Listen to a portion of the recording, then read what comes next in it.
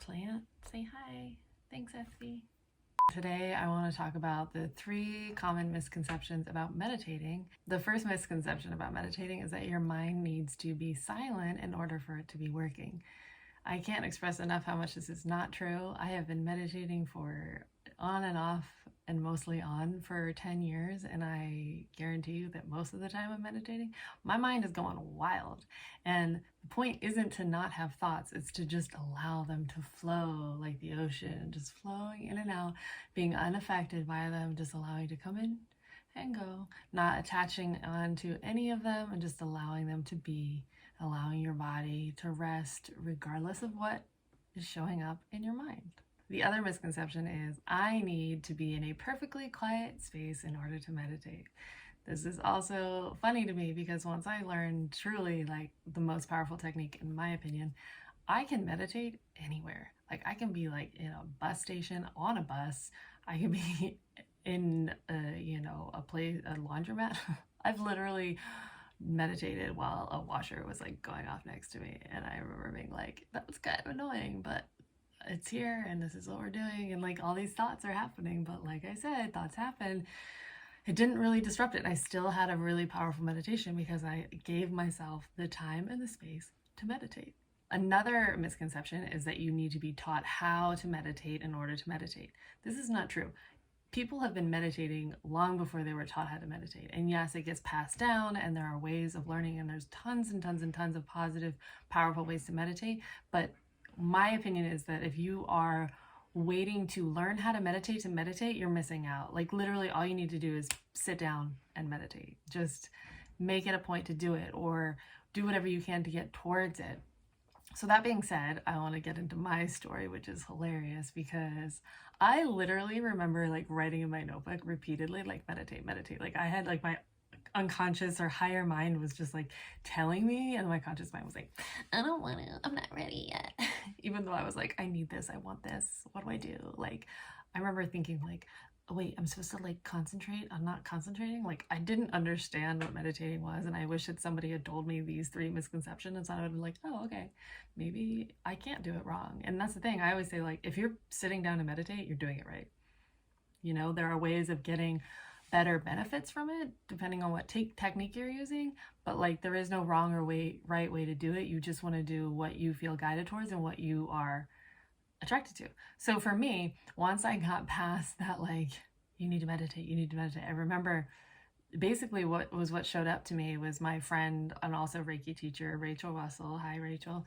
She invited me one day. We were hanging out. She was like, hey, do you want to meditate? And I was like, sure, how do I do it? Because at this point I was like, what do I do? Tell me. And so she was actually at the time using malas, the 108 beads, to count mantras. And so she told me the mantra that she was doing, which I think at the time was the Lakshmi mantra, which is Om Shrim Mahalakshmiye Swaha or Namaha, depending on which one you want to do. And I was like, I loved it. I was like, wow, this is so fun. Like I'm into chanting. Who knew? And so after doing that, I wanted to know more. And so she recommended this book that I'm going to recommend to you, which is called Healing Mantras. And so I read that and I was like super into it. And I started learning all these mantras, and I'm doing like the Ganesh mantra and like da da da. And still sometimes I wake up in the morning, I'm not even like consciously thinking, but in my mind it's like Om Gam Ganapate Namaha. And it's just like happening in my brain. And that's a wonderful, because it's just like, oh, okay, I guess that's what my subconscious wants to hear right now, right? So just like allow it to come. And when you do it, anyway, that book is like a wealth of information, and in my opinion, a really good start if you feel really resistant to meditating and you want something to really guide you through.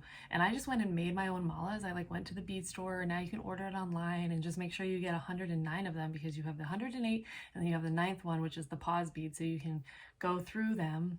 I should get mine. Where are they? Oh, they're right here.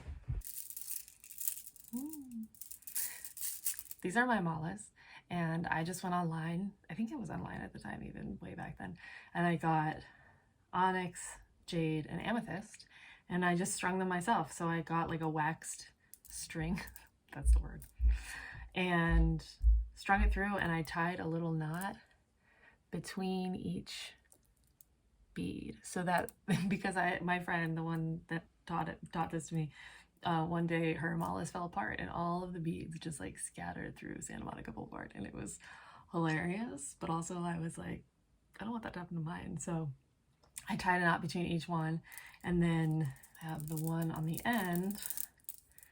And so when you are going through them with your eyes closed, you're like,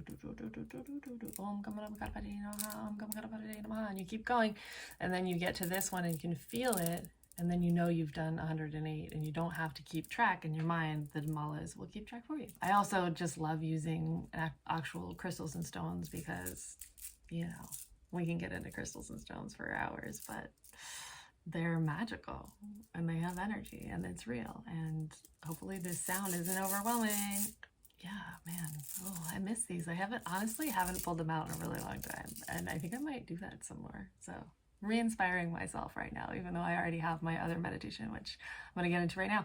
So then I remember thinking after a while of doing that, I was like, okay, this is really great, but like I really want something that's like transcendent, like something that doesn't involve an object. Like I don't have to have my malas on me, and I can just do it wherever I am, and it really doesn't involve like me actively doing anything, even though it's been super powerful and I loved it. I was like, I just want to like meditate and like zone out. And then I didn't know where to go, I didn't know where to turn, and I was at the beach one day with my brother, and it was really windy and cold that day, and we were like, let's just like deck inland and like get away from this wind. So we like pulled in on Brooks Avenue in Venice, California, and walked by this house. And on the door, I happened to notice it said Intro to Vedic Meditation, and then when and what time. And I was like, I'm coming back for that. And I came back. A whole other funny story about how they weren't there, and then later showed up, and I waited, and I'm like knocking on the door and asking the neighbors, and I'm like, where are they? I was like, I need this, give it to me. And then finally like met my teacher. It was like, please, like I was just like so eager. I was like, teach me now, give it to me, give it to me. And so he taught me Vedic meditation, which I learned was an offshoot of TM. And so I did that for 4 years, twice a day for 20 minutes without missing a single meditation. And it legit propelled me into a life I couldn't have imagined or couldn't even say. And so I was like working at a rehab and totally loving it, like working as a film producer and helping my friends create their YouTube channel and building that and having so much fun, and like living in this beautiful apartment in Venice with my own fountain in the backyard and the huge space that was just like beautiful and beautiful light. It was basically like a working studio as well as like the place that I lived, and it was magical, and a few blocks from the beach, and going surfing and like riding my bike. It was truly amazing. And I slowly started to like go off of it. Like I was like the 5th year, I would like every here and there I would like miss the second one, and then it became to the point where I was like only doing it once a day, and then it was like not every day after like a year, and I slowly just like trailed off. And all of a sudden I was like, I haven't meditated in so long, and like honestly my throat kind of feels like like tight just talking about this. Wow, that's intense. So maybe you can feel it too, all the empaths out there. So then I kind of went back into like this downward spiral of like depression, because like the thing is when I was meditating, I was so centered, and I felt like I was just like, oh, everything's easy. Like at work, being in a rehab, it was intense. There was always something going on, and literally anytime there was like an issue with one of the clients, even though I wasn't like a certified psychologist at the point or anything like that, I was just like, they were literally like, call Vanessa, go get Vanessa, because I was like the only one who could calm them down. And so it was super amazing, because I would just be able to keep my cool while like all these people were like just cycling and cycloning in all of their trauma and their healing. And so I could really like anchor and support them in that. And so when I trailed off of it, I like started to go back into my trauma and pulling things up. And I do believe that everything happens for a reason, and I'm grateful for all the learnings that I got by like, you know, my fall from grace, if you will, that getting back into it. So about like 2 years ago, I guess it was 1/20/2020, I went to the David Lynch Foundation, and I actually learned traditional TM, transcendental meditation, and it was mostly because I was like really curious. I was like, is there a difference? And I have like an insatiable thirst for knowledge. So I was like, I want to learn TM and I want to know the difference. And a lot of people are like, what's the difference? And I'm like, there's no difference. It's the name. They're literally the same. So it's like whatever you can get your hands on. I highly recommend Transcendental Meditation or Vedic meditation. It is truly life-changing. It is one of the most simple techniques. You can do it anywhere at any time, no matter what's going on around you, and it's super empowering, and I literally can't say enough good things about it. And it's also scientifically proven to improve your health. So if that's, you can like look it up. They've been studying it since like the 70s. So I mean, that's pretty incredible. Like helps with insomnia, like heart disease, like all these things is like clinically proven to improve your health and overall like mental health as well. So I highly recommend that, but don't let that hold you back. If you don't have the money, there are scholarships, especially through the David Lynch Foundation. I did that as well because at that point I was like really at rock bottom, like calling suicide lines, like didn't know what to do with my life.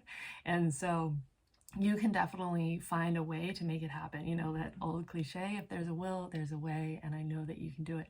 So I highly recommend meditation in any way that you can. There are YouTube videos. I also have guided meditations that you can follow to help you feel better, and I'm going to have more that come out that are even more powerful and even more helpful in all of the different ways that I feel inspired to create. So I hope that you enjoy them, and if you have any questions, please let me know. And of course, if you like this video, and thank you so much for being here, for subscribing, and for commenting. And I would love to know like your experience with meditation, what kind of meditation you like, what you recommend, and all of those good things. So I love you so much. Thank you for watching, and I will see you in the next video.